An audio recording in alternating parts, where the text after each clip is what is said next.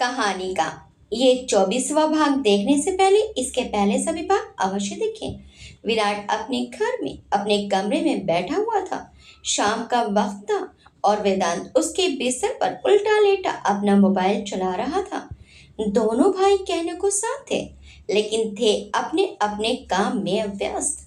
जैसे वेदांत आरोही को लगातार मैसेज करके परेशान किए जा रहा था, आरोही को भी अब उसकी आदत सी लगने लगी थी। वो भी उसके मैसेज और कॉल का इंतजार करती थी। वेदांत की कोशिश पूरी थी कि आरोही के दिमाग से वो इस रिश्ते को एहसान या बोझ के रूप से उतार दे और अपने प्यार का एहसास करवाए। अब उसके ये छोटे छोटे कदम कामयाब भी होने लगे थे। क्लिनिक से आने के बाद मैं इंतजार करता रहा कि आपका मैसेज या कॉल आएगा।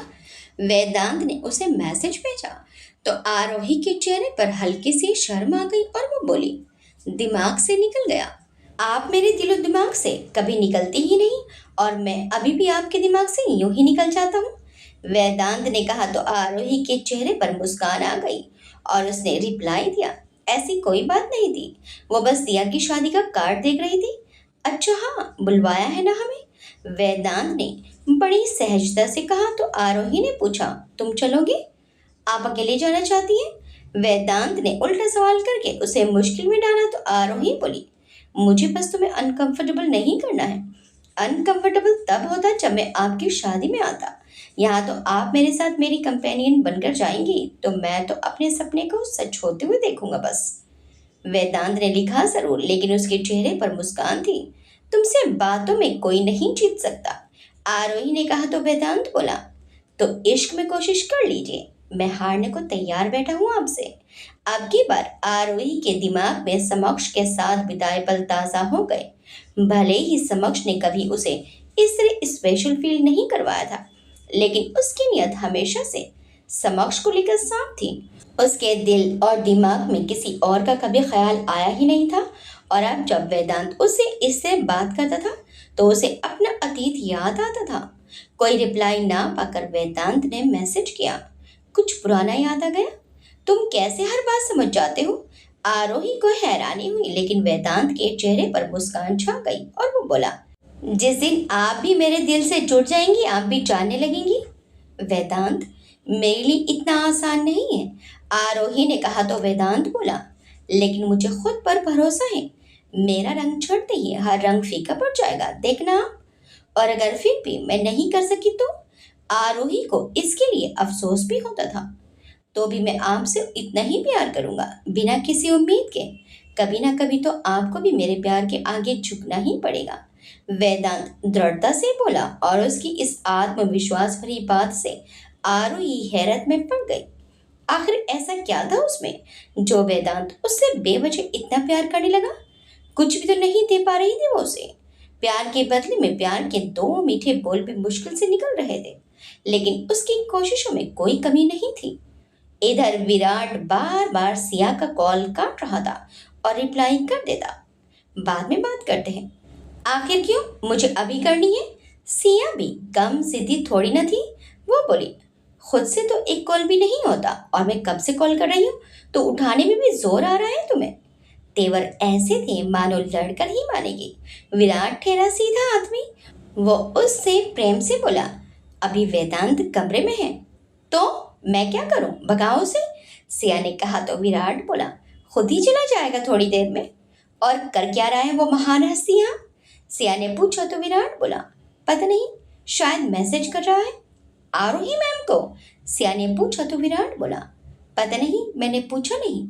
उसे तुम्हारे सामने अपनी होने वाली बीवी से बात करने में शर्म नहीं आ रही? और तुम बड़े भाई होकर ऐसे शर्मा रहे हो जैसे तुम नई नवेली दुल्हन हो। वेदांत के बारे में जानकर अब सिया का पारा चढ़ गया। यार तुम समझा करो, हर बात पर इतनी हाइपर क्यों हो जाती हो? विराट ने कहा तो सिया बोली, तो उठकर बाहर तो जा सकते हो ना, या पैरों में भी मेहंदी लगा रखी है? अच्छा नहीं लगता वो कमरे में आया है और मैं बाहर चला जाऊं? विराट ने कहा तो सिया बोली, निभाओ भाईचारा, बीवी चारा निभाने कोई और आएगा ना। क्या बीवी चारा?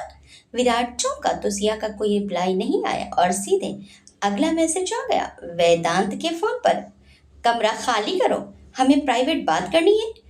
सिया ने जैसे धमकी ही दे डाली थी वेदांत को। उनका रिश्ता भी ऐसा ही था। वेदांत पहले तो ये पढ़कर चौंक गया और उसने पास बैठे विराट को देखा, जो परेशान सा दिखाई पड़ रहा था। लेकिन उसके खुराफाती दिमाग में सिया से कम आइडियाज नहीं आते थे। वो मुस्कुरा दिया और रिप्लाई करते हुए बोला, भाई बोल देंगे तो चला जाऊंगा। भाभी तो बोल रही है ना। सिया ने गुस्से की कुछ इमोजी के साथ मैसेज भेजा, जिससे उसका कोप अच्छे से प्रदर्शित हो सके। तो वेदांत और मुस्कुरा दिया और बोला, फिलहाल मेरा मूड नहीं है। तुम्हें पता है ना, विराट दूसरों के सामने अनकंफर्टेबल रहता है। सिया ने मैसेज भेजा तो वेदांत बोला, तो आप कोशिश जगाइए, तलब बढ़ाइए कि वह खुद ब खुद मुझे बाहर करके सिर्फ आपको समय दे। अब उन्हें आपसे ज्यादा मुझसे प्रेम है तो इसमें मेरी कोई गलती नहीं। सिया इसकी बात सुनकर और भी ज्यादा कुपित हो उठी। ये देवर था, ये दुश्मन। कभी तो खुद ही उसकी लव स्टोरी आगे बढ़ाने में उसकी मदद कर रहा था, और अब जब गाड़ी पटरी पर चल पड़ी तो खुद ही रोड़ा बनकर बैठा है। तुम्हें तुम्हें देख लूंगी। सिया ने उसे धमकाया तो वेदांत बोला, मैं यहीं अपने बड़े भाई के कमरे में मिलूंगा भाभी जी, फिर मिलते हैं। उसकी लगाई चिंगारी और सामने हौसिया तो आग नहीं, ज्वालामुखी भड़कना स्वाभाविक था। विराट तो परेशान था ही। अब सिया के ना कोई मैसेज आ रहे थे और ना ही वो कोई जवाब दे रही थी। वहीं वेदांत भी कमरा छोड़ने को तैयार नहीं था। विराट ने अब बाहर जाकर सिया को सीधे कॉल ही कर दिया, लेकिन अब तो वो फोन भी नहीं उठा रही थी। विराट ने कुछ कोशिश की और बोला, लगता है ज्यादा ही नाराज हो गई। वो कमरे में आया और वेदांत से बोला, तुम्हें कुछ काम हो तो कर लो, मुझे जरूरी काम से बाहर जाना है। वेदांत उसकी हालत समझ रहा था। वो मुस्कुराकर बोला, नहीं भाई, मुझे तो कोई काम नहीं फिलहाल। पहले ही कितने दिनों के बाद हम ऐसे फुर्सत से बैठे हैं। विराट अब और भी कुछ नहीं बोल सका। भाई का समय बिताने का मन था, इनकार करे भी तो कैसे। तभी वेदांत बोला, मैं सोच रहा हूँ पिज्ज़ा ऑर्डर करूँ भाई, बड़े दिनों से खाया नहीं। आप कौन सा खाएंगे। विराट की जान तो सिया में अटकी थी। वो क्या बोलता और क्या नहीं। बेमन से बोला, तुम मंगवा लो, मेरा मन नहीं। ऐसे कैसे नहीं, मेरे साथ तो देना पड़ेगा। वेदांत ने कहा तो विराट फिर मजबूरी में बोला, मंगवा लो अपनी पसंद का कोई भी। ठीक है। अंदर ही अंदर मुस्कुराते हुए उसने बाहर से बड़ी खुशी जताई और पिज्ज़ा ऑर्डर कर दिया। आधा घंटा हुआ था कि वेदांत बोला, अब तक तो पिज्ज़ा आ जाना चाहिए था, मैं देखता हूँ। बोलते हुए वो उठ खड़ा हुआ। तभी दरवाज़ा खुला और आवाज़ आई, कोई ज़रूरत नहीं है उसकी। दोनों के सामने सिया खड़ी थी और उसके हाथ में दो पिज्ज़ा बॉक्स थे। वेदांत उसे देखकर मुस्कुरा दिया, क्योंकि वो जानता था कि कुछ ऐसा ही होगा। लेकिन फिर भी चेहरे पर आश्चर्य की लकीरें दर्शाते हुए बोला, अरे भाभी जी आप। जी देवर जी, मैं आपको किसी की प्रतीक्षा थी। सिया ने भी तंज कसा, पिज्जे की। वेदांत ने कहा और हंसते हुए बोला, लेकिन आपने ये डिलीवरी का काम कब से शुरू कर दिया। जब से हमारे प्यार के दुश्मन जगह जगह फैल गए। सिया ने कहा और वेदांत को घूरा। उधर वेदांत भी उतरी ही हैरत में उसे देखता रहा। कुछ खुशी भी थी उसे देखने की और कुछ आश्चर्य भी कि अचानक से वो यहाँ कैसे आ गई। तुम यहाँ कैसे सिया।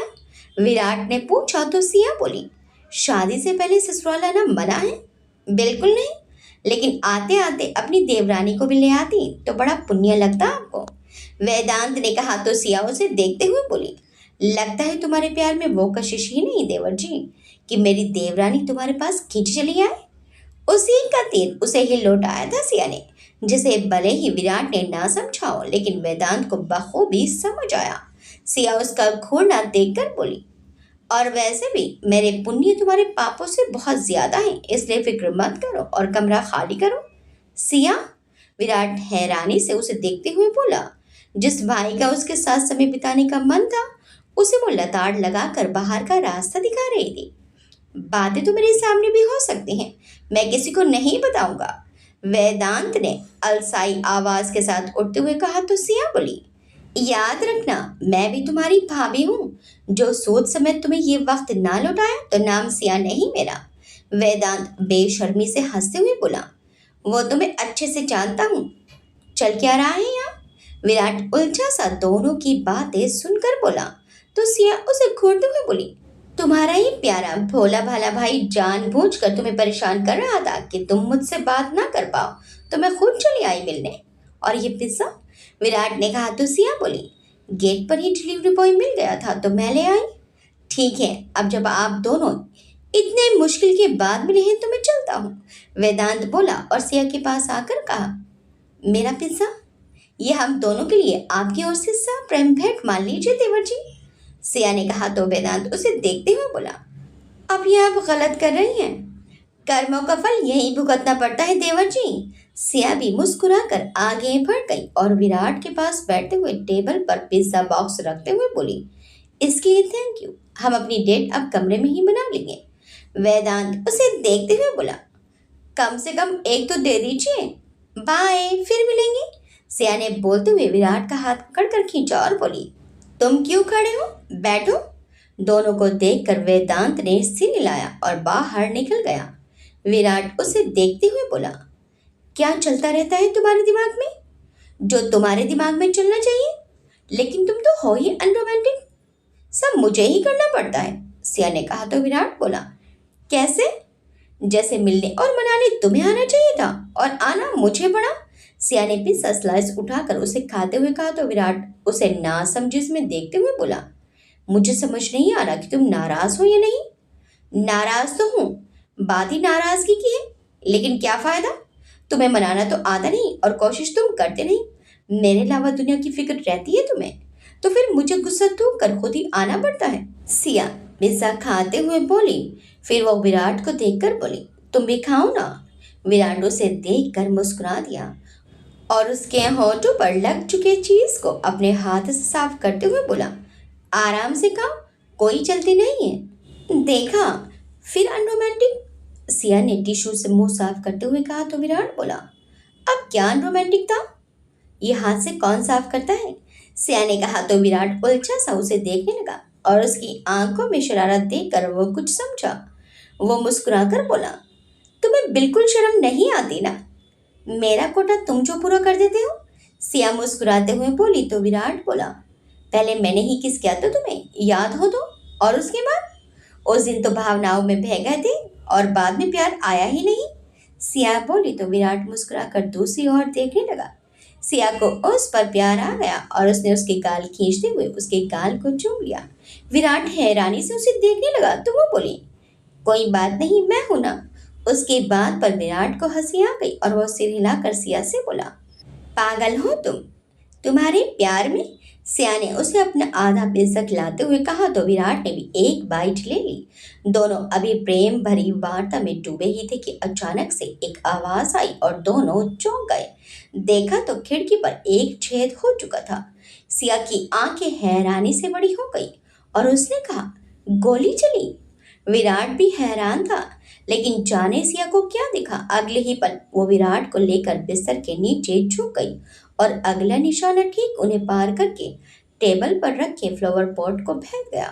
गोली की आवाज से सब चौकन्ने हो गए। वेदांत और यशवंत जी भी बाहर निकल आए और तुरंत ही पुलिस को फोन लगा दिया। सिक्योरिटी गार्ड्स भी अलर्ट हो गए और अपने हथियार लेकर उस व्यक्ति के पीछे भागे, लेकिन वो उससे भी ज्यादा तेजी से फरार हो गया। सिया इस हमले से पूरी तरह बौखलाई हुई सी थी।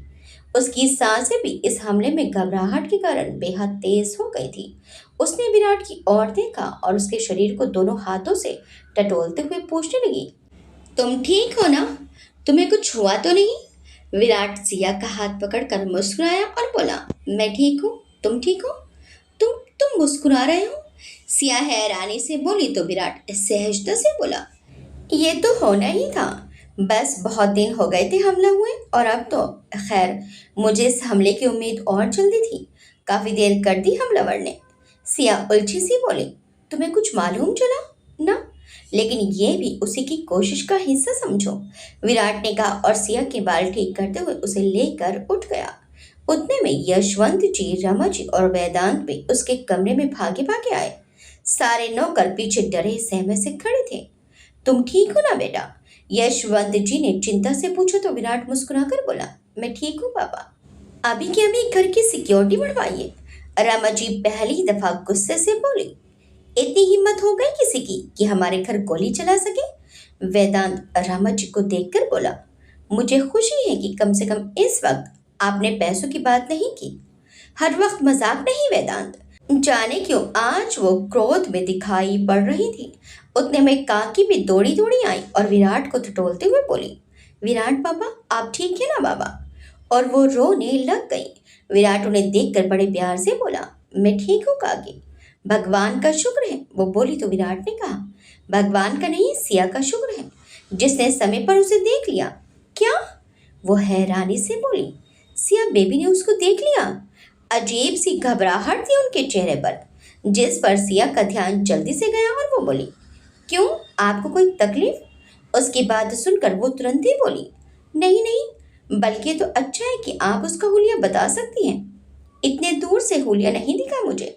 सिया ने जैसे ही कहा वो फिर अलग भाव में दिखाई पड़ने लगी और बोली, कोई बात नहीं, बस ये अच्छा है कि आप सही समय पर विराट बाबा को लेकर झुक गई।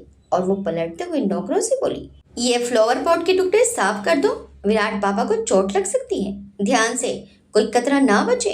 वो बोलते हुए जाने को मुड़ी ही थी तभी सिया बोली, आपको कैसे पता कि मैं विराट को लेकर झुक गई थी?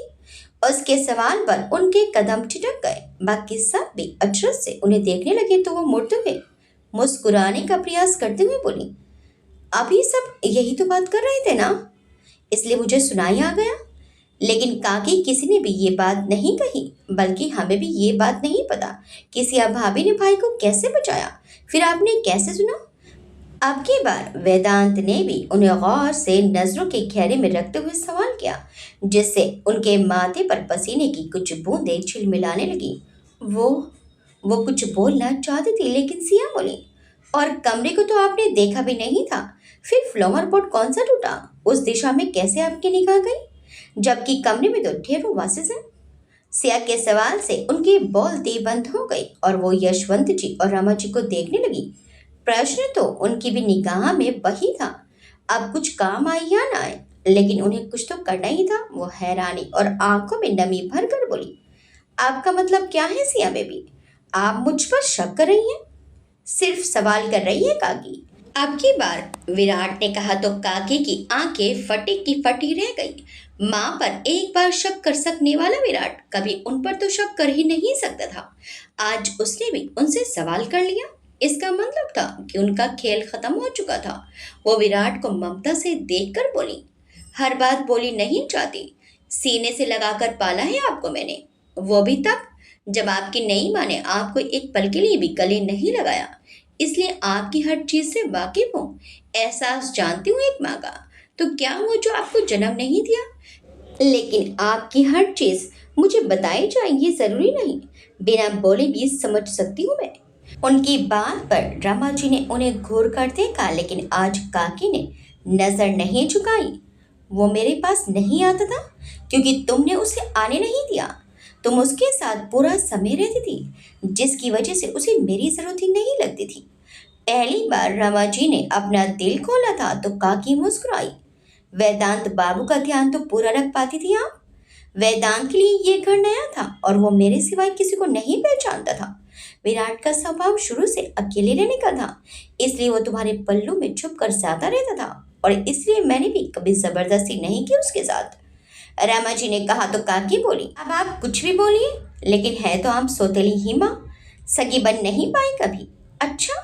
रामा जी का चेहरा तमतमा गया और वो बोली, विराट के पास कितनी प्रॉपर्टी है और उसकी माँ ने उसके नाम क्या क्या करके रखा है, ये सब बताकर मुझ में असुरक्षा जगाने वाली कौन थी? वेदांत के हिस्से में कुछ नहीं आएगा क्योंकि सब कुछ पहले ही विराट का हो चुका। इस बात का डर मेरे अंदर बढ़ने वाली कौन थी? किसने मुझे इस घर के राज बताए थे?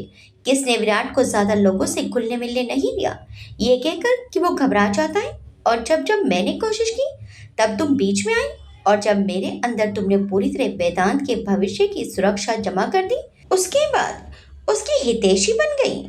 अपना दोष मुझ पर मरने से आपका दोष कम नहीं हो जाएगा रमा मैडम।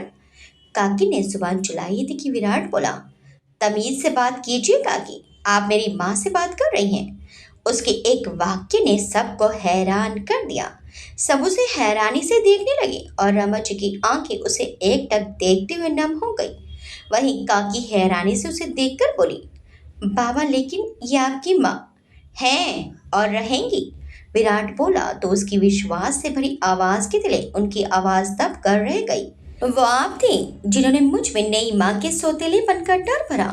वो आप थी जिन्होंने मुझे उनके साथ कहीं भी जाने से हमेशा रोका, ये कहकर कि मेरे सौतेले होने की वजह से वो मुझे कहीं छोड़कर आ जाएंगी। उनके वेदांत और मेरे बीच में थोड़े से अंतर को खाई का रूप बनाकर दिखाने वाली हमेशा से आप थी। मुझे इस अवसाद के गर्त में धकेलने वाली भी आप ही थी। मुझे मेरे पूरे परिवार से काट कर अलग रखने वाली और कोई नहीं बल्कि सिर्फ और सिर्फ आप हैं काकी। विराट अब की बार गुस्से में चिल्लाया तो उनके जैसे पैरों तले जमीन खिसक गई। सालों से चली आ रही साजिश का पर्दा उठने लगा था और पहला नाम काकी का सामने आने लगा। ये आपको मैंने बेटा, वो रुआसी होकर कांपती आवाज में बोलने का प्रयास करने लगी तो सिया बोली, अब बस कीजिए, आपका माया जाल खुल चुका है सरोज काकी। काकी ने गुस्से से सिया को देखा तो वो बोली, मुझे तो पहली बार ही आपको देखकर शक हो गया था कि आप में कुछ तो गड़बड़ है। फिर लगातार इस घर में आने जाने का मेरा मकसद सिर्फ इतना था कि मैं विराट के छुपे हुए दुश्मन को जान सकूं और फिर विराट की बदलती दवाइयाँ, उसके खाने में जहर और उस पर लगातार होते हमले मुझे आप पर शक करने पर मजबूर करते रहे। और मेरा शक उस दिन यकीन में बदल गया जब मैंने विराट की टेबल पर जानबूझकर कुछ दवाइयाँ रखी और आप उसे चुपके से लेकर चली गई और कुछ देर के बाद यहाँ आकर वहीं वैसी ही दूसरी दवाइयाँ रख गई। सरोज काकी की आंखों की पुतलियां भी फैलने लगी तो वेदांत बोला, चिल काकी, हमने आपको बताया नहीं लेकिन भाई के कमरे में भी हमने कैमरा लगवा दिया था। लेकिन आपने तो कहा था कि किसी के बेडरूम में कैमरा नहीं लगेगा। सरोज काकी को सदमा लग गया तो वेदांत बोला, झूठ बोला था और आपको तो पता है मेरे लिए ये काम ज्यादा मुश्किल नहीं है। और वो मुस्कुरा दिया। चारों तरफ से घिर चुकी सरोज काकी के पैरों की ताकत भी चली गई और वो धम से जमीन पर बैठ गई। क्यों किया सरोज? तुम तो नंदा के बाद इकलौती इंसान थी जिस पर मैं विराट को लेकर विश्वास कर सकता था, एक बार रमा पर शक कर सकता था, लेकिन तुम्हारी ममता पर नहीं। आखिर क्यों किया ऐसा? यशवंत जी का सब्र जवाब दे गया और वो चिल्ला उठे, बताती ही है, पुलिस को ही बताएगी। रमा जी ने भी उसे धमकाया। जवाब में काकी भी रोते हुए चिल्ला उठी, क्योंकि इस अनाथ ने हक मारा है मेरे बेटे का। ये मेरा सबसे बड़ा दुश्मन है, मेरी औलाद की जंगें ली है इसने। उन्होंने जैसे ही कहा सब के सब अचरज भरी निगाह से उन्हें देखने लगे। हर कोई हैरान था। सरोज काकी का एक अलग ही रूप सबने देखा था। जितना प्यार आज तक उन्हें विराट से दिखाई पड़ता था, आज अचानक से उतनी ही गहरी नफरत दिखाई दे रही थी। क्या कहना चाहती हो तुम? यशवंत जी अब उसके रंग से परिचित हो गुस्से से भर उठे थे। मैं बेसहारा थी। कुंवारी माँ बनाकर छोड़ गया था वो मुझे इस नए शहर में। बच्चे को अनाथ आश्रम में छोड़ने के अलावा कोई चारा ही नहीं था मुझ गरीब के पास। न पढ़ी लिखी थी, न कुछ जानती थी। कैसे खुद का पेट पालती और कैसे बच्चे को संभालती? कोई पूछता तो क्या जवाब देती? बस यही सोचकर बच्चे को मन पर पत्थर रखकर अनाथ आश्रम छोड़ आई थी। लेकिन मेरा मन वहीं बसता था। जब उसे देखने की इच्छा होती उसे देख लेती थी। उनकी आंखें भी आंसुओं से सराबोर थी। सिसकते हुए वहीं बैठकर सिर पर हाथ रख के रोने लगी। मैडम ने सहारा दिया तो लगा भगवान मिल गए मुझे। धीरे धीरे मालूम पड़ा कि उन्हें बच्चा नहीं हो सकता और यहीं से मुझे लगा कि मेरे बच्चे की जिंदगी संवर सकती है। मैं उन्हें रोज बच्चे को गोद लेने के लिए समझाती रही जिससे मेरा बच्चा इस घर में आ सके। और मेरी मेहनत एक दिन रंग लाई जब उन्होंने भी बच्चे को गोद लेने के लिए मन बना लिया। सब उन्हें बड़े गौर से देख रहे थे। वो पुरानी यादों में इस कदर खोई थी कि उन्हें खुद का कोई होश ही नहीं था। बिखरे उलझे बाल और हालत दयनीय दिखाई पड़ रही थी जिस पर विराट को अब दया भी आने लगी थी। लेकिन रमज की आंखों में क्रोध की अग्नि धधकती दिखाई पड़ रही थी। वो गुस्से से बोली, तो इसमें विराट की क्या गलती? उसके क्यों पीछे पड़ी है तू? क्योंकि अगर ये नहीं होता तो उस दिन मैडम मेरा ही बच्चा इस घर में लेकर आती। उन्होंने चिल्लाकर कहा तो यशवंत जी चौंक गए। वो बोले, बच्चा देखे बिना ये कैसे मुमकिन था? मैंने मैडम के मन में पहले ही उसके प्रति ममता भरना शुरू कर दी थी उसकी तस्वीर दिखा कर कि इस बच्चे को मैंने जब से देखा है तब से लगता है जैसे आपकी बिछड़ी औलाद है। वो भी उस तस्वीर को देखकर मोहित हो गई। था ही इतना सुंदर मेरा श्याम। बोलते हुए वो सिसकने लगी। मैंने इसीलिए तो उन्हें उसी अनाथ आश्रम में भेजा और आप लोग उसी अनाथ आश्रम में पहुंचे बच्चा गोद लेने। मैंने वहां के स्टाफ को भी रुपये दे दिए थे कि इस बच्चे को उन्हें सबसे पहले दिखाना है। सब कुछ सही था, लेकिन जाने के से रास्ते में इसने उनका पल्लू पकड़ लिया और उन्हें मां कह दिया। वो अब नफरत से विराट को देखने लगी, जो खुद भी नम आंखों से उन्हें देख रहा था। वो उसके बाद आगे बढ़ी ही नहीं। कितनी कोशिश की थी मैंने, आश्रम वालों ने, लेकिन उनको बस यही चाहिए था। कितनी नफरत से वो विराट को देखकर बोल रही थी। ये विराट की किस्मत थी। रामा जी बोली तो वो गुस्से में बोली, ये मेरे बेटे की किस्मत थी जो इस अनाथ ने छीन ली। एक बार और अनाथ बोला ना तो जुबान खींच लूंगी तेरी। बोलते हुए रामा जी ने गुस्से से उसके बाल ही पकड़ लिए। कमीनी, जिस घर का नमक खाया उसी से नमक हरामी करती रही तुम। वो पूरी तरह उसके बालों को पकड़कर झंझोड़ रही थी, लेकिन वो तो जैसे पागल हो गई और पागलों की तरह फर्श पर दोनों हाथ मारकर हंसते हुए बोली, ऐसे ही तड़पी थी मैं भी तब। ठीक ऐसे ही दर्द हुआ था मुझे भी तब, जब मेरे बच्चे को वो लोग ले गए और वो एक्सीडेंट में मारा गया। अब सभी स्तब्ध रह गए और वो हंसते हंसते रोने लगी। क्या बिगड़ जाता तुम लोगों का? वो दो रोटी खा लेता इस घर में, एक कोने में पड़ा रहता, लेकिन नहीं। तुमने ये बात नंदो को बताई कभी? यशवंत जी ने अब उसका अतीत सुनकर पूछा। एक बार को उनके भी दिल में इस बात से हमदर्दी जाग उठी कि उसका छोटा सा बच्चा ऐसे में मृत्यु को प्राप्त हो गया। क्या बताती? अपनी कुंवारीपन के माँ बनने की बात बताकर जो उनकी नज़र में इज्जत थी वो भी लुटा देती। इस घर से मेरा भी जाना तय हो जाता और मुझे तो इस घर में अपनी औलाद को लाना था। मैंने इसके आने के बाद भी उन्हें कई बार उसके बारे में समझाया कि इसे भी एक भाई मिल जाएगा, लेकिन वो महानता की मूरत क्या बोली, यही मेरी औलाद है, इसने मेरी सुनी गोद भरी है। बाकी बच्चों की मैं पढ़ाई और पालन पोषण का खर्च देने के लिए साहब को कह दूंगी, लेकिन इस घर में विराट के अलावा और कोई मेरी औलाद नहीं होगा। यशवंत जी जानते थे कि नंदा जी को विराट से कितना लगाव था। वो वाकई में उसकी जगह किसी को नहीं दे सकती थी। उन्होंने तो अपनी बीमारी के बारे में जानकर भी नन्हे से विराट के नाम अपना सब कुछ कर दिया था कि उसका भविष्य भी उनके भरोसे ना रहे। अगर वो कभी भविष्य में शादी भी करें तो विराट का हक कोई ना छीन सके। हालांकि उसके बाद उस अनाथालय में नियमित रूप से बच्चों का खर्चा उनके द्वारा जाता रहा, लेकिन शायद सरोज काकी की बेटी की नियति यही थी। तो इसका बदला तूने ऐसे लिया? उसने तो नहीं मारा था ना तेरे बच्चे को? रमा जी फिर कुपित हो उठी, लेकिन इस पर वेदांत ने उन्हें पकड़ लिया जिससे वो उस पर कोई हाथापाई और ना कर सके।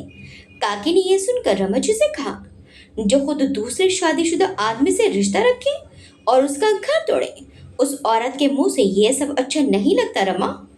आज वो सारी इज्जत छोड़कर सीधे उनके नाम से उन्हें बोलने लगी तो रमा जी स्तब्ध रह गई और उनकी आंखें छलक उठी। वो बोली, किसी का घर नहीं तोड़ा था मैंने, समझी तू? किसी का घर नहीं तोड़ा मैंने। मैं नहीं जानती थी तब वो कि शादीशुदा है। बोलते हुए उनका गला भर गया। वेदांत आज अपनी माँ को पहली बार कठोरता की खोल से निकलकर कोमल होते देख रहा था। उनकी आंखों से आंसू बह चले थे। बच्चों के सामने वो अधिक कुछ कहना नहीं चाहती थी, लेकिन सरोज का लगाया इल्जाम उनसे सहन नहीं हुआ। तभी तो तुम तुम्हारे पाप की निशानी लेकर इस घर में चली आई।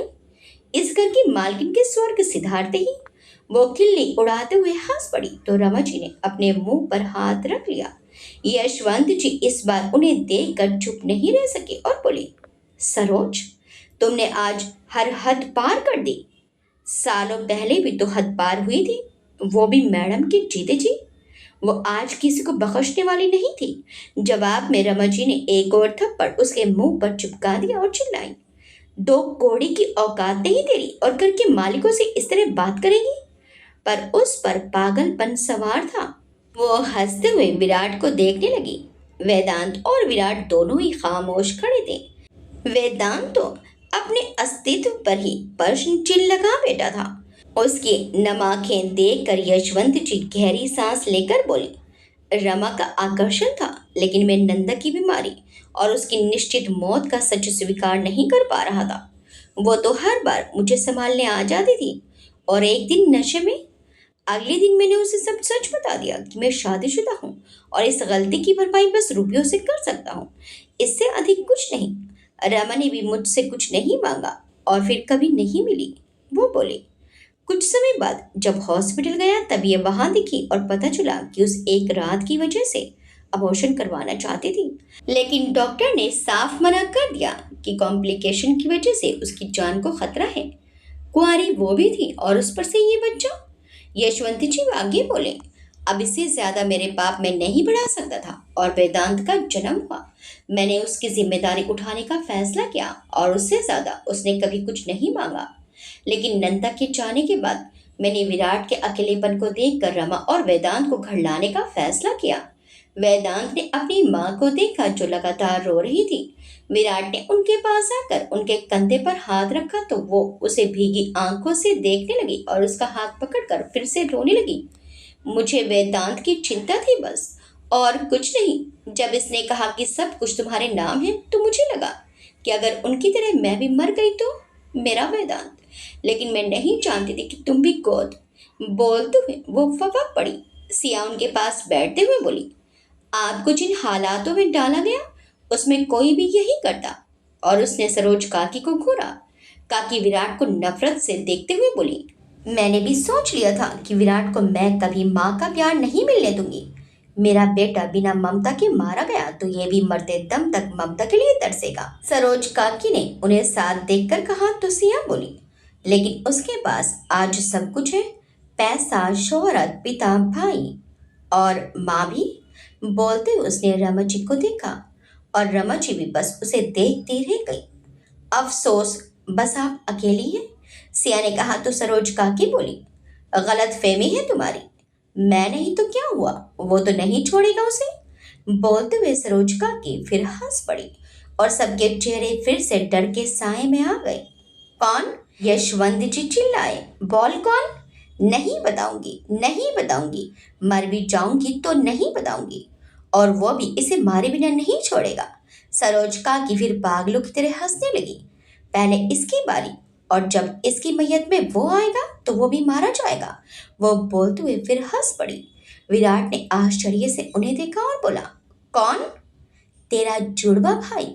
बोलते हुए वो फिर से हंसने लगी और इस बात पर यशवंत जी और रमा जी हैरानी से विराट को देखने लगे, जबकि सिया ने अब की बार उसकी उम्र का कोई लिहाज ना करते हुए उसे एक तमाचा लगाते हुए कहा, बता कौन है, जल्दी बता कौन है इन सब के पीछे।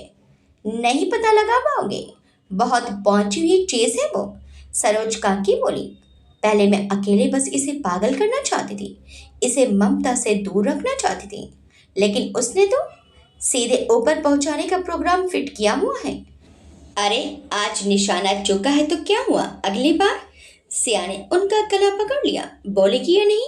बोल, जल्दी बोल, कौन मारना चाहता है दोनों को? उखड़ती सांसों के साथ सरोज बोली, कभी नहीं। मार दे मुझे, लेकिन इसे भी नहीं बचा पाएगी। इसे भी बचा लूंगी और तुझे भी जिंदा नहीं छोड़ूंगी। मुंह खोल जल्दी। सिया का गुस्सा बढ़ता ही जा रहा था और उसके हाथ की पकड़ भी, शायद वो उसकी जान भी ले लेती अगर बीच में विराट नहीं आता। विराट ने उसका हाथ खींचकर उसे पीछे किया। विराट, सुना ना तुमने? सिया ने उसे देखा तो वो बोला, छोड़ दो उन्हें सिया। विराट। सिया हैरान रह गई। अब की बार वेदांत पे नाराजगी से बोला, भाई आप सब जानते हुए भी बचपन में मां बनकर निवाले खिलाए हैं, कर्ज है उनका मुझ पर।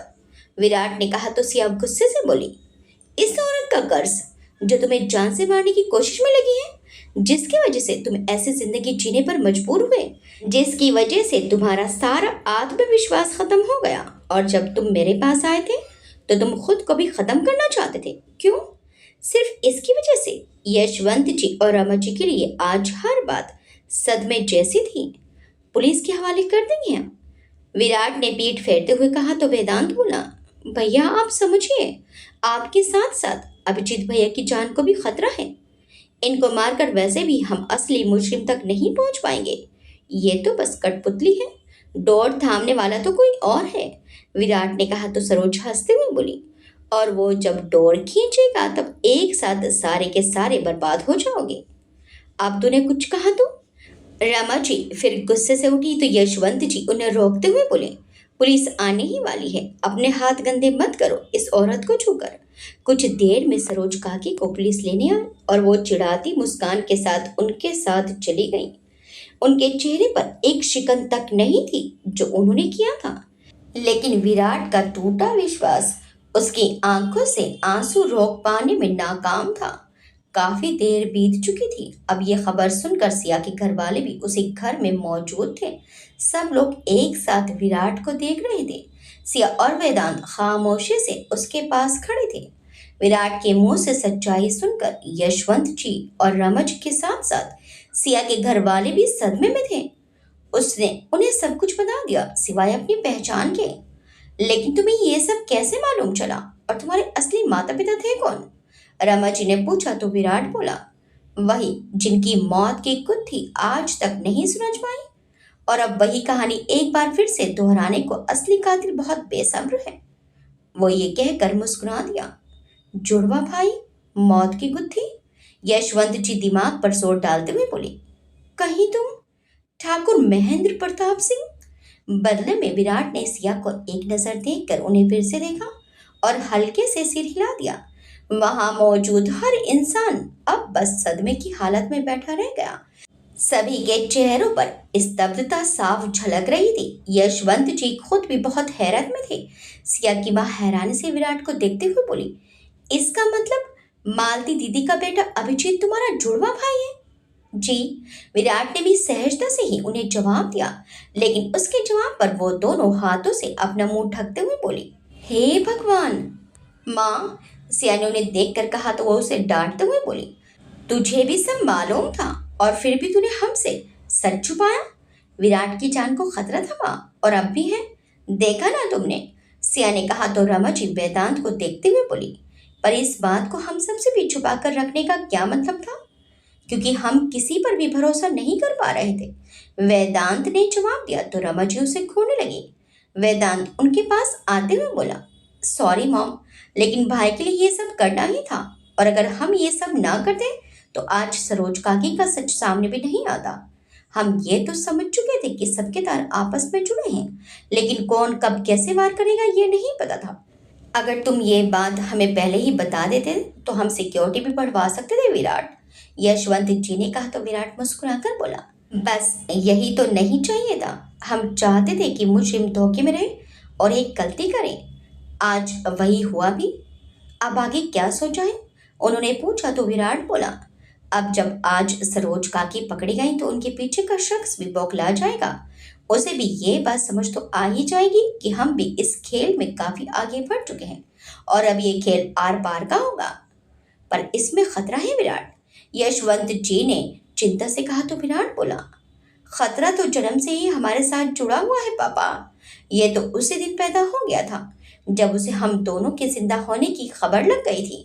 विराट की बात सुनकर सबके चेहरों पर चिंता की लकीर और गहरी होने लगी। ये देखकर विराट मुस्कुराकर बोला, आप सब प्लीज घबराइए मत। अब तो वक्त आया है कि हम अपने माता पिता की मौत का राज सबके सामने खोल सकें।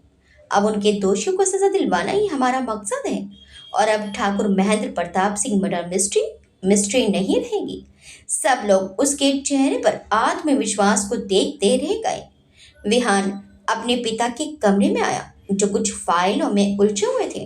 वो अंदर आकर एक तरफ बैठ गया तो वो एक नजर उसे देखते हुए बोले, क्या बात है, नींद नहीं आ रही?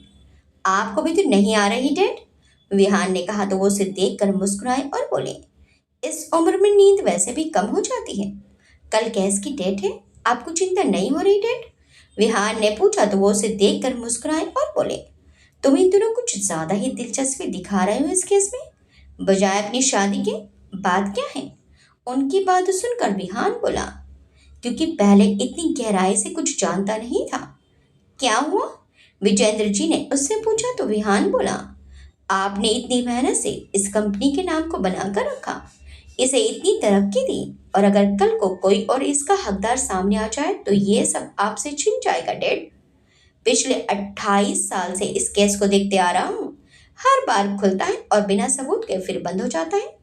कल भी ये बंद हो जाएगा हमेशा की तरह। वो निश्चित होकर बोले तो विहान ने परेशान होकर कहा, आप समझ नहीं रहे हैं डैड, तो समझाओ।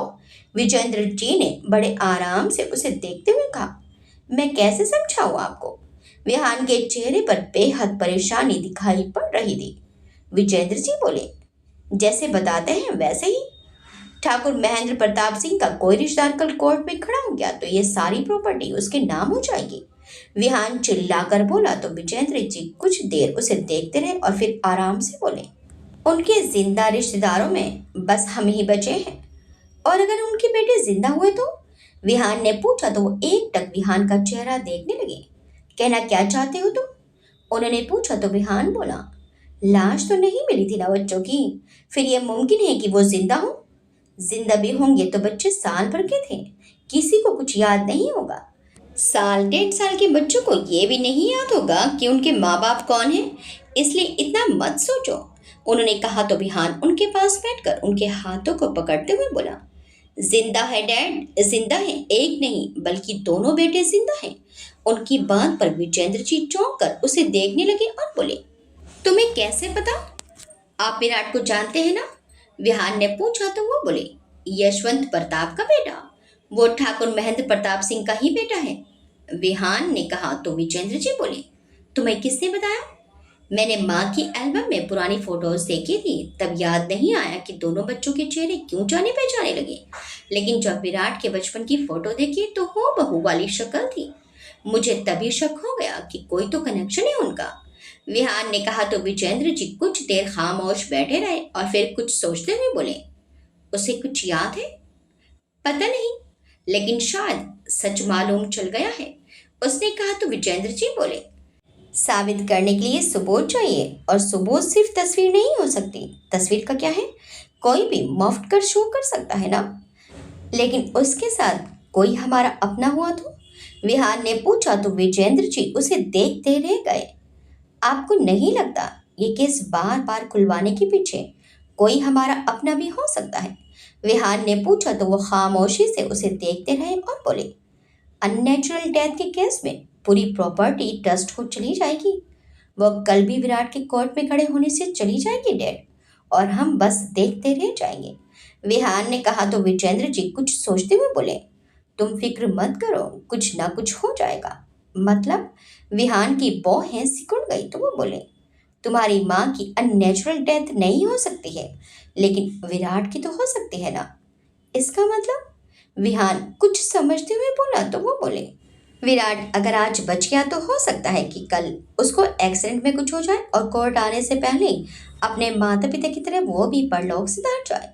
विहान के चेहरे पर हल्की सी मुस्कान आ गई, लेकिन कुछ सोचते हुए वो बोला, लेकिन मॉम, वो अकेली आज तक कुछ नहीं कर पाई तो अब क्या करेगी?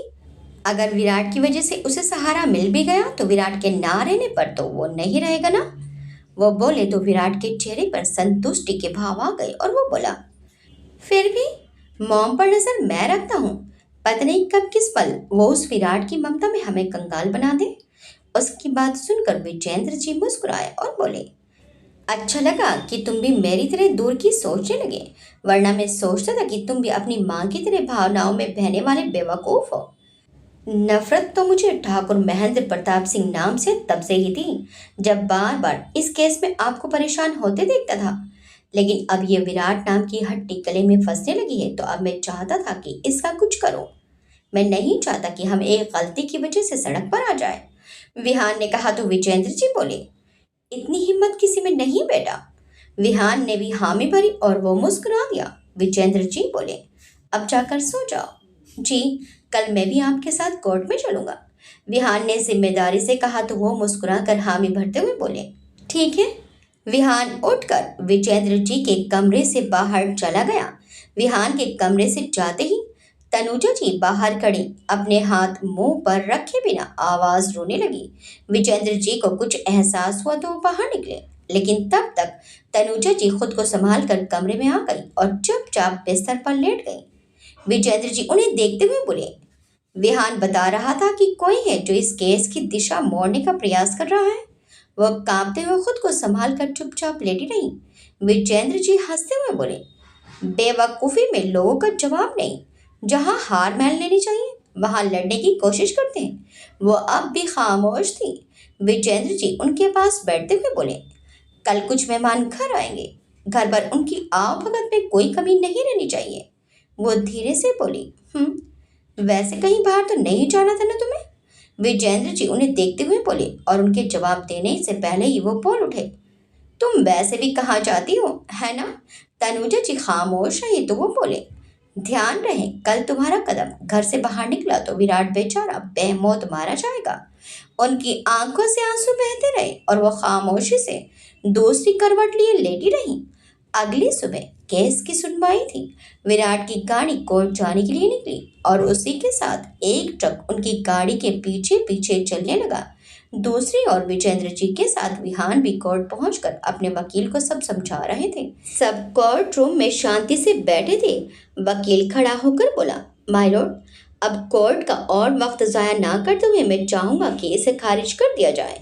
बिना वजह मेरे क्लाइंट विजेंद्र जी को बार बार परेशान किया जा रहा है, जबकि कोई सबूत या गवाह ओपोनेंट पार्टी के पास है ही नहीं। सर प्लीज थोड़ी देर वेट कर लीजिए, सबूत और गवाह दोनों रास्ते में ही हैं। वकील घड़ी देखते हुए बोला तो विजेंद्र जी विहान को देखने लगे और दोनों ही मुस्कुरा दिए। काफी देर इंतजार के बाद भी जब कोई नहीं आया तो वकील बोला, हमें दूसरी तारीख दे दीजिए सर, हो सकता है कोई दिक्कत हो गई हो। पिछले 28 साल से यही हो रहा है जज साहब। बस तारीख पर तारीख लगाने का मतलब है अदालत और अपना समय खराब करना। विपक्षी वकील साहब इतनी फुर्सत में हो सकते हैं, लेकिन ना अदालत के पास इतना बेकार का समय है और ना ही मेरे क्लाइंट के पास। वकील ने बचाव पैंतरा चालाकी से सामने रखा तो जज साहब बोले, आपके गवाह और सबूत कब तक आ रहे हैं? अब तक तो कोई खबर नहीं है। सर सबूत और गवाह यहाँ हैं। विराट कोर्ट रूम के दरवाजे पर खड़ा होकर बोला। उसके साथ सिया भी खड़ी थी। ये देखकर विहान और विजेंद्र जी की आंखें फटी की फटी रह गई। वहीं दूसरी ओर गाड़ी को शुरू में स्पीड में डालकर अलग अलग गलियों में घुमाकर एक छोटी सी गली में खड़ा कर दिया गया। ट्रक उसमें नहीं जा पाया तो ट्रक ड्राइवर परेशान होकर नीचे उतरा और पैदल ही उस गली में घुस गया। उसने गाड़ी में झांक कर देखा तो कोई भी नहीं था। पीछे से उसके कंधे पर किसी ने थपथपाया, किसी को ढूंढ रहे हैं आप भाई साहब? ट्रक ड्राइवर ने मुड़कर देखा तो वेदांत मुस्कुराते हुए उसके सामने हाथ हिलाते हुए बोला, नमस्ते। ट्रक ड्राइवर उसे देखते हुए बोला, तू कौन? आपने पहचाना नहीं? मैं लक्ष्मण। वेदांत मुस्कुराते हुए बोला तो ट्रक ड्राइवर गुस्से से बोला, कौन लक्ष्मण बे? जवाब में वेदांत ने अपना सिर खुजलाते हुए इधर उधर देखते हुए कहा, अरे, और फिर एक मुक्का उसके चेहरे पर जमाते हुए बोला, अपने राम का लक्ष्मण, क्या समझे भाड़े के गुंडे? ट्रक वाले ने खुद को संभाला और फिर वेदांत पर अपना हाथ उठाता उससे पहले ही वेदांत ने उसका हाथ पकड़ लिया और फिर उसके चेहरे पर एक मुक्का और जड़ दिया। तेरी तो। ट्रक ड्राइवर गुस्से में पास पड़ी रोड हाथ में लेते हुए बोला, हीरो बनता है? लेकिन रोड के पीछे होते ही रमा जी ने उसे पकड़ लिया और उसे पीछे खींचते हुए बोली, मेरे बेटे को मारेगा? और उन्होंने जोर लगाया तो पीछे अपना वजन ना संभालने से वो उल्टा गिर पड़ा। वेदांत हंसते हुए बोला, good one mom. Rama ji हाँफते हुए उसे देखने लगी तो वेदांत बोला, वैसे हीरो तो मैं हूं ही। और हंसते हुए बिना देखे ट्रक ड्राइवर पर एक लात और रख दी। रमा जी गुस्से से रोड उठाकर उस पर देते हुए बोली, तुझे तो मैं छोड़ूंगी नहीं। एक बार में ही अब वो कराने लगा तो वेदांत उनके हाथ से रोट लेते हुए बोला, मर जाएगा मॉम। जिंदा रहकर कौन से नेक काम कर रहा है कमीना? रमा जी ने उसे अपनी सैंडल से मारते हुए कहा और उतने में पुलिस भी आ गई जो वेदांत की सिक्योरिटी के रूप में उसके साथ साथ चल रही थी। लेकिन रमा जी ने तब तक उसकी अच्छी सुताई कर दी थी। पुलिस ट्रक ड्राइवर को लेकर चली गई। वेदांत और रमा जी कोर्ट के लिए निकल गए। यशवंत जी भी कोर्ट पहुंच गए थे। उन्हें विराट की सेफ्टी की चिंता खाई जा रही थी। वहीं सिया की स्कूटी पर मुंह पर कपड़ा लपेट कर बैठे विराट को बिना वक्त गंवाए सिया दूसरे रास्ते से लेकर आ गई। आप इतनी देर से कैसे आ रहे हैं? जज साहब ने पूछा तो विराट बोला, हॉस्पिटल में रुकना पड़ा सर, कुछ सबूत बाकी रह गए थे और उसने अपने वकील को वो कागज दे दिए। आप कौन हैं? जज साहब ने अपनी ऐनक से उसे देखते हुए पूछा तो वो बोला, ठाकुर महेंद्र प्रताप सिंह जी का बेटा विराट। सब हैरानी से उसे देखने लगे। विजेंद्र जी अब भी निश्चित थे और विहान उन्हें देख रहा था कि उन्हें घबराहट लेश मात्र भी नहीं थी। यह पुरानी तस्वीरों और पुरानी वसीयत के अलावा क्या है आपके पास? यह बताने के लिए आप ही उनके बेटे हैं? जज साहब ने पूछा तो वकील साहब बोले, तस्वीरों को आसानी से मॉर्फट किया जा सकता है सर। 28 साल बाद इस तरह की चीजें पेश करना सिर्फ अदालत का समय बर्बाद करना है। रुकिए तो सही, सिया ने कहा तो सब उसे देखने लगे। तभी विराट के दिए कागज वकील साहब ने जज साहब के सामने रखते हुए कहा, ये डीएनए रिपोर्ट है मिस्टर विराट और तनुजा जी, जो ठाकुर महेंद्र प्रताप सिंह जी की सगी बहन और उनकी इकलौती जीवित रिश्तेदार हैं। अब विहान ने विजेंद्र जी को देखा और अब कुछ चिंता उनके चेहरे से झलकने लगी, जबकि विराट ने उन्हें एक नजर देखा और फिर एक तरफ जाकर सिया के साथ चुपचाप बैठ गया। जज साहब सारे कागजात अच्छे से देख रहे थे। ये देखकर वो बोले, इसमें आपकी और एक और अभिजीत नाम के इंसान की डीएनए रिपोर्ट है, मेरा जुड़वा भाई और ठाकुर महेंद्र प्रताप सिंह जी का दूसरा बेटा। विराट ने कहा तो दूसरा वकील अब घबरा कर विजेंद्र जी को देखने लगा, जो सब्र के साथ चुपचाप बैठे हुए थे। ये डीएनए रिपोर्ट तो किसी भी हॉस्पिटल से। वकील साहब ने अपनी सूझबूझ का परिचय देते हुए बात संभालनी चाहिए तो जवाब में विराट बोला, आप दोबारा भी अपने किसी क्लिनिक सेंटर या हॉस्पिटल में ये टेस्ट करवा सकते हैं। ना हमें कोई दिक्कत है और ना ही हमारी बुआ को। विजेंद्र जी हाथों की मुट्ठी कसे हुए बैठे थे। वहीं विहान भी परेशान सा उन्हें देख रहा था। हमें कुछ समय की दरकार है। विजेंद्र जी के वकील ने अपने लिए समय मांगा। आज सब कुछ उम्मीद के विपरीत जो हो गया था, लेकिन तभी एक आवाज आई, ये बच्चा सच बोल रहा है। यही ठाकुर महेंद्र प्रताप सिंह का बेटा है और सालों पहले उनकी हत्या करने वाला और कोई नहीं, इनका फूफा विजेंद्र ही है। सबने मुड़कर देखा तो सब हैरान रह गए, लेकिन सबसे ज्यादा झटका विजेंद्र जी को लगा और वो हैरानी से बोले, रंजीत, आगे क्या होगा? क्या विजेंद्र जी दोषी साबित हो पाएंगे? अभिजीत कहाँ है और वो अदालत कब आएगा? क्या और कोई राज सामने आना अभी भी बाकी है? देखिए इस कहानी के अगले भाग में। आपको ये कहानी कैसी लगी हमें कमेंट्स करके जरूर बताइएगा। वीडियो अच्छी लगी तो वीडियो को लाइक शेयर सब्सक्राइब करना मत भूलिएगा। मिलते हैं इस कहानी के अगले भाग में। Till then bye bye.